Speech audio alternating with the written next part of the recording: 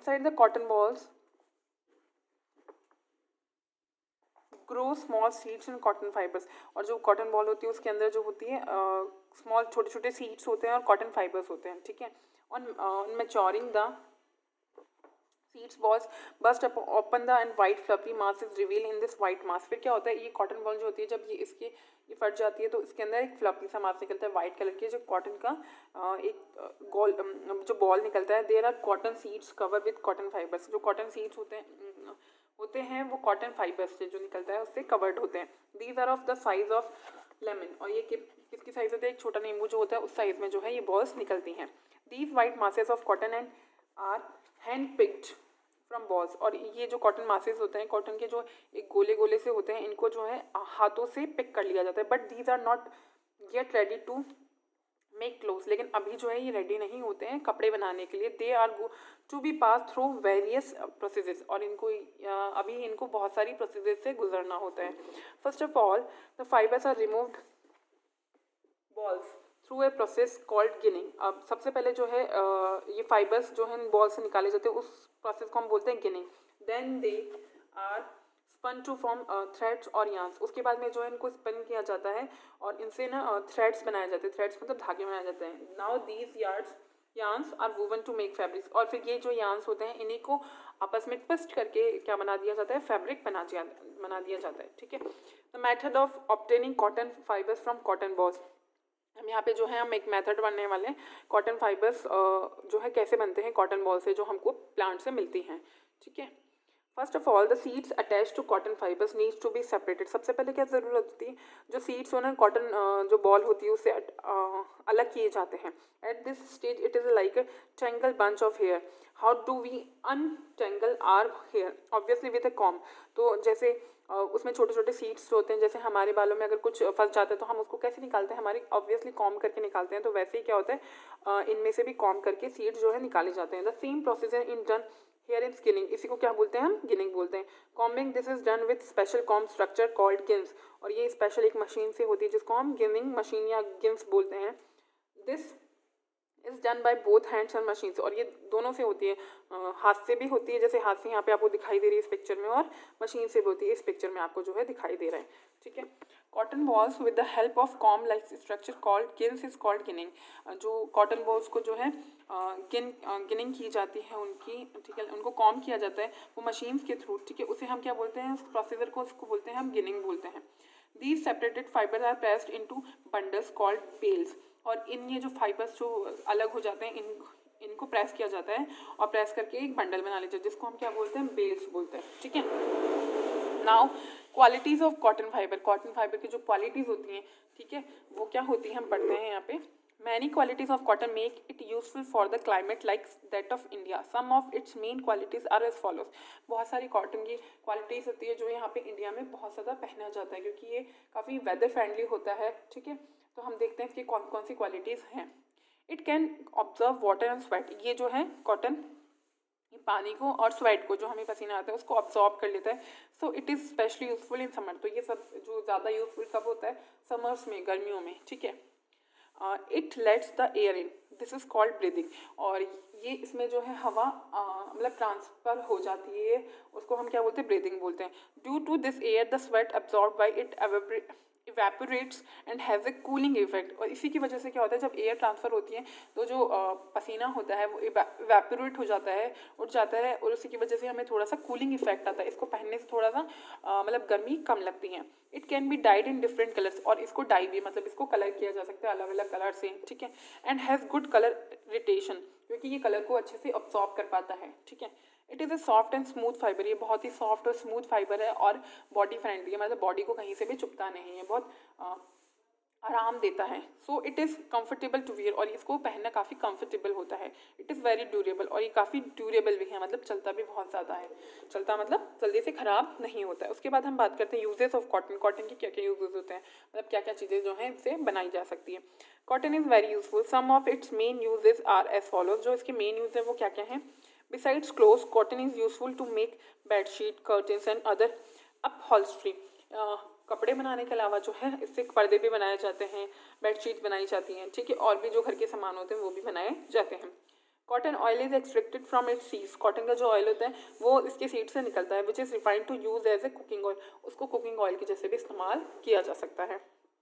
Cotton is also use to make some artificial fibres like rayon, cotton से ही बहुत सारे आर्टिफिशियल फाइबर्स जो होते हैं उसको मिक्स करके जो है बनाए जाते हैं, उनमें से एक है रेयॉन, ठीक है। Terms of uses it is second to cotton, अगर हम यूज़ की बात करें तो ये सेकंड नंबर पे जो आता है, कॉटन का यूज़ सबसे ज़्यादा किया जाता है सेकंड नंबर पे। It is called the golden fibre because it has a golden shine in it, और इसको हम गोल्डन फाइबर भी बोलते हैं क्योंकि इसमें एक गोल्डन कलर की जो है शाइन होती है। Jute is a long soft and shiny fibre, jute भी जो है एक बड़ा सॉफ्ट और शाइनी फाइबर होता है। Jute is partially a textile fibre and partially a wood fibre, jute जो होता है एक टेक्सटाइल फाइबर होता है और आधा जो क्या होता है वुड फाइबर, मतलब ये दोनों का मिक्सचर होता है, ठीक है।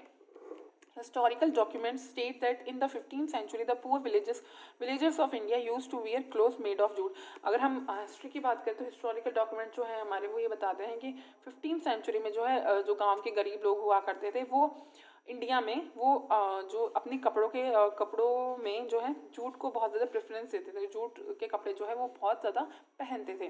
Jute is ground in the rainy season, jute जो होता है वो किस टाइम पे ज़्यादा होता है, रेनी सीजन में, ठीक है। Because it grows in standing water, क्योंकि ये जो है ज़्यादा भरे हुए पानी में जो है इसकी मतलब ये बढ़ता ज़्यादा है। Warm and humid climate is best for its cultivation, और ये इसकी कल्टिवेशन में जो है गर्म और ह्यूमिडिटी जो होती है, मौसम में नमी होती है, वो क्लाइमेट जो है इसके क्रॉप के लिए काफ़ी अच्छा होता है। It needs alluvial soil to grow properly, इसको है ना एक अलोवेल सॉइल जो है वो काफ़ी चाहिए होती है, मतलब नमी वाली जो है सॉइल होती है वो, ठीक है। Steps for obtaining jute fibre from the jute plant, अब जूट प्लांट से जो है जूट फाइबर कैसे मिलता है उसके बारे में यहाँ पे प्रोसेसर बताई हुई है, तो हम पढ़ते हैं।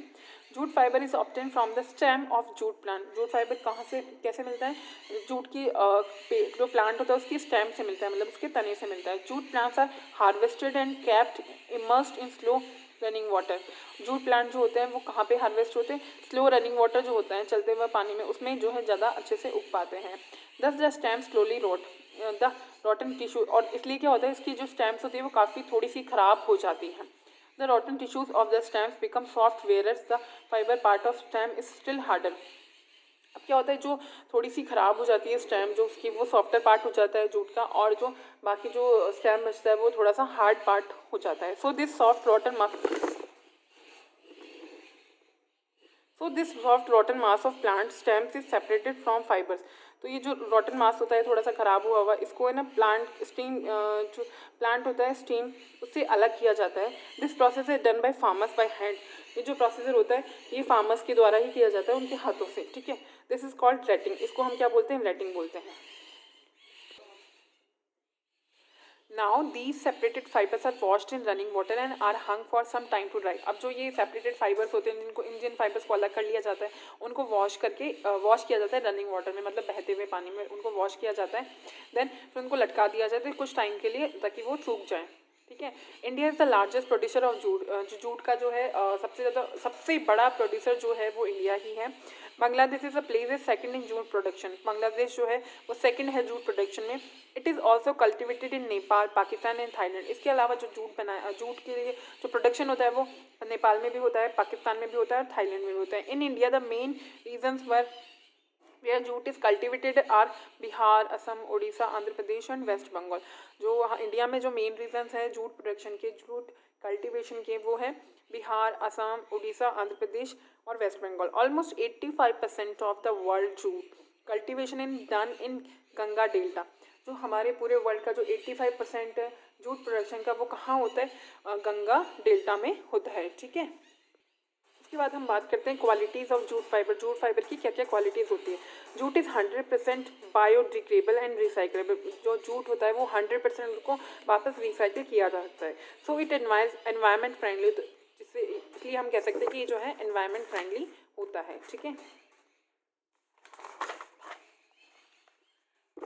Its cultivation does not require much investment as it has a very low pesticide and insecticide needs. जैसा अगर हम बात करें इसकी कल्टीवेशन की, तो इसमें बहुत ज़्यादा मनी की रिक्वायरमेंट नहीं होती है, ठीक है, और ये बहुत ज़्यादा लो पेस्टिसाइड इसको डिमांड करता है, और इंसेक्टिसाइड जो है बहुत जो लो रेंज में जो है इसको ज़रूरत होती है।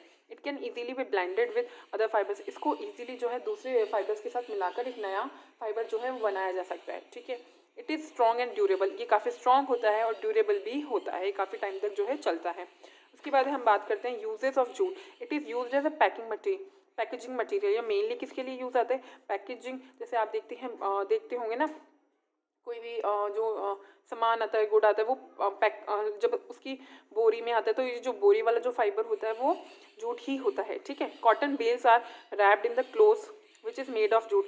जो कॉटन बेल्स होती है वो किसमें रैप होती हैं? इसी जूट से ही जो है कपड़ा बनाया जाता है, उसी में रैप होती है। It is use to make sacks and other wrapping material. जैसा अभी मैंने बताया कि ये जो सैक्स है उनको बनाने में भी जो है इसका ही काम आता है, जिसे हम बोरी बोलते हैं। Ropes are also made of jute. जो रोप्स होती हैं, रस्सियाँ होती हैं, वो भी जूट से बनाई जाती हैं, ठीक है।